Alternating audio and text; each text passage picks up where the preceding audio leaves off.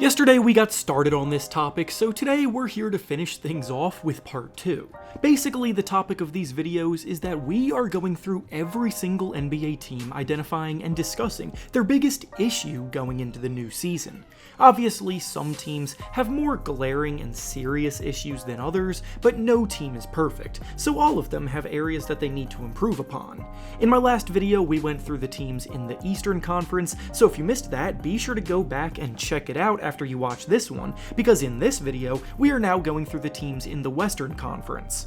Before we start though, it turns out a good amount of you watching right now aren't even subscribed to the channel, so if you enjoy the content, consider hitting the subscribe button, as not only does it help out a ton, but I'd also very much appreciate it. Now with that being said, let's begin. Going in alphabetical order, we'll start with the Dallas Mavericks, and their biggest issue going into the new season is their perimeter defense. Last season, the Mavericks' defense, top to bottom, was an absolute disaster, and it's why they fell off a cliff at the end of the season to end up missing the playoffs. Offensively, they have more than enough firepower, with Luka Doncic and Kyrie Irving leading the way, and the team even did a good job improving their defense in the front court this summer by bringing in Grant Williams, drafting Derek Lively, and freeing up more minutes for Josh Green and Maxi Kleber. But ultimately, both Irving and Doncic struggled defensively, so guarding the perimeter may still be a weak spot.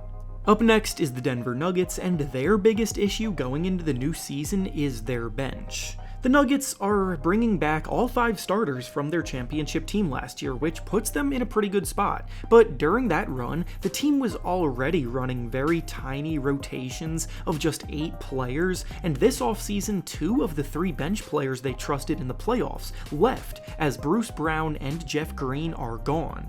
In their place, they really only signed Justin Holiday, so the Nuggets are even more thin this upcoming season. Next is the Golden State Warriors, and their biggest issue is that they are lacking in size.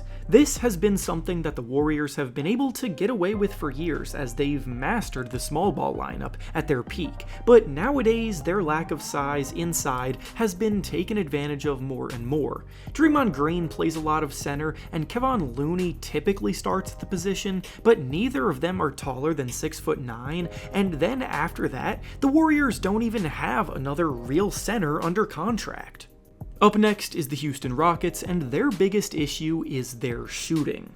The Rockets last season were ranked dead last in the NBA in three-point shooting. So how did they go about addressing that weakness? Well, they signed Fred VanVleet and Dillon Brooks, both of which were below league average shooters from 3 last season on a high volume of attempts. Oh, and don't forget their top 5 pick, Amen Thompson, who has a lot to like about his game, but his one glaring weakness happens to be his three-point shooting.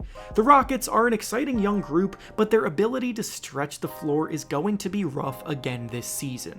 Next up is the Los Angeles Clippers, and their biggest issue going into the new year is their ability to stay healthy. It seems like every season we discuss the fact that the Clippers have one of the best rosters on paper, but then by the end of the year, either Paul George, Kawhi Leonard, or both are out of the lineup, and we're wondering what if. The same applies this year, because when the Clippers are at their best, they definitely rank up there with the best teams in the Western Conference, with a very deep roster, but they've lost the ability to be given the benefit of the doubt. Next is the Los Angeles Lakers, and their biggest issue going into the new season is their floor spacing. Out of all 16 teams that made the playoffs last year, the Lakers were the second worst team in that group in three-point shooting. They do have guards like D'Angelo Russell, Austin Reeves, and now Gabe Vincent who confidently shoot the ball, but their wings and big men really can't be relied upon to space the floor consistently, with their rotation filled with streakiness. Plus, if LeBron James's jumper continues to trend in the wrong direction, it could get worse. Up next is the Memphis Grizzlies, and their biggest issue is Ja Morant's suspension. The Grizzlies have been a top 2 team in the Western Conference standings in back-to-back years, but now they have to play nearly 1/3 of their season without star point guard and leader of the group. He's their most productive threat on offense, and his ability to push the pace sets the tone for this young and exciting group, so he'll definitely be missed, even with Marcus Smart now being there to fill the gap for the time being. Next is the Minnesota Timberwolves, and their biggest issue going into the new season is their Rudy Gobert-Karl Anthony Towns pairing. Trading for Gobert was a questionable move at the time, and last season the results on the court told us that our concerns were valid, as the team didn't really take any steps forward. Now, a year later, the team doesn't seem to be planning any drastic changes, so the ability for their two centers to fit alongside each other in the lineup remains their biggest issue. Both players are at their best playing the center position, and Towns is not a good enough defender to play power forward full time, so more growing pains are likely on the way. Up next is the New Orleans Pelicans, and their biggest issue is Zion Williamson's health. The Pelicans were one of the least active teams in the whole league this offseason, which tells me that they believe they already have enough to make a run. On paper, I honestly agree with them, and their fast start last season backs up that belief, but they desperately need Zion Williamson on the court for that to be the case, and Williamson has yet to prove that he can be relied upon for a full season, missing about 200 games so far through 4 years. Next up is the Oklahoma City Thunder, and their biggest issue going into the new season is that they are now under pressure to live up to the hype. For the last few seasons, the Thunder have entered the year with absolutely zero expectations whatsoever, as they went through their rebuild. Last season, they were the ultimate underdog, making it all the way to the play-in tournament despite being projected to be a bottom 5 team. This year, they've been one of the most popular picks by fans and analysts to break out, which means they can no longer play that underdog role, so we'll just have to see if they're actually ready for the spotlight as a young and inexperienced team. Up next is the Phoenix Suns, and their biggest issue going into the new season is their interior defense. DeAndre Ayton was clearly unhappy in Phoenix, so I understand them getting involved in the Damian Lillard trade to send him to Portland, but the fact of the matter is that Jusuf Nurkic is a huge downgrade on both ends of the floor.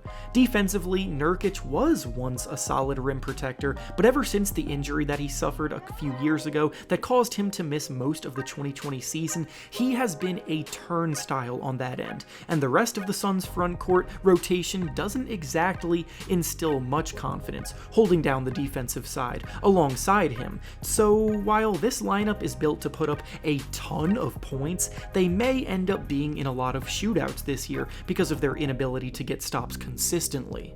Next is the Portland Trail Blazers, and their biggest issue going into the new season is figuring out what to do with Jeremy Grant's contract. By now, it's become clear that the Blazers really only re-signed Grant in the first place in order to try to convince Damian Lillard to stay, but that immediately blew up in their face when Lillard asked out a day later and is now in Milwaukee. Jeremy Grant will probably be in tons of trade discussions this season, but being given a fully guaranteed 5-year contract worth $160 million is going to be a tough sell for another team to take on. Up next is the Sacramento Kings, and their biggest issue going into the new year is their defense. Not even specifically perimeter defense or interior defense, just in general, their defense still leaves a lot to be desired. They're a team with a lot of offensive firepower, shooting, playmaking, and movement offensively, but those same players almost all struggle to get a stop when it matters. The Kings were the worst ranked defensive team amongst the group of 16 teams that made the playoffs last year, and they're running it back with a very similar rotation this year. Up next is the San Antonio Spurs, and their biggest issue is at point guard.